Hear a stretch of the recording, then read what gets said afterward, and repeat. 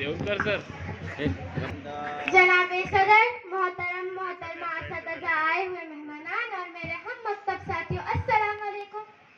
हिंदुस्तान को तवील जद्दोजहद के बाद आज़ादी की नेमत हासिल हुई, जिसके लिए हमारे असलाफ ने ज़बरदस्त कुर्बानियों का नजराना पेश किया, जान और माल की कुर्बानियाँ दी, तहरीकें चलाई, फांसी के फंदे को जुर्रत व हौसला और कमाल बहादुरी के साथ बखूबी गले लगाया, कैदोबंद की सोबतें झेली और हुसूल आज़ादी के खातिर मैदानी जंग में निकल पड़े। आखिर अंग्रेज हमारे मुल्क से निकल जाने पर मजबूर हो गए। गैर मुल्की हुक्मरानों ने अपने इक़्तिदार को कायम रखने के लिए तरह तरह की चालें चली, तदबीरें किए, रिश्वत दी, लालच दिए, फूट डाला और हुकूमत करो का असूल बड़े पैमाने पर इख्तियार किया।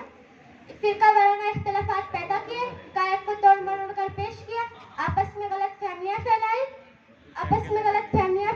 अंग्रेजों से हिंदुस्तान के मासूम बाशिंदों पर जुल्म और सितम के पहाड़ तोड़े और नाहक लोगों को तख्तेदार पर लटकाया, हिंदुस्तानियों पर नाहक गोलियां चलाई, चलती रेलों पर से बाहर उठाकर फेंक दिया।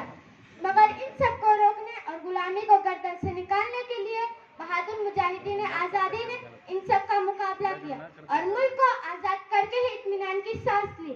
हिंदुस्तान को आज़ाद करवाने के लिए कई रहनुमाओं ने अपनी जानें कुर्बान कर दी। अब मौलाना अबुल कलाम आज़ाद, अशफाकुल्लाह खान, महात्मा गांधी, भगत सिंह, चंद्र बोस जैसे अजीम रहनुमाओं ने कुर्बानियां पेश की। आखिरकार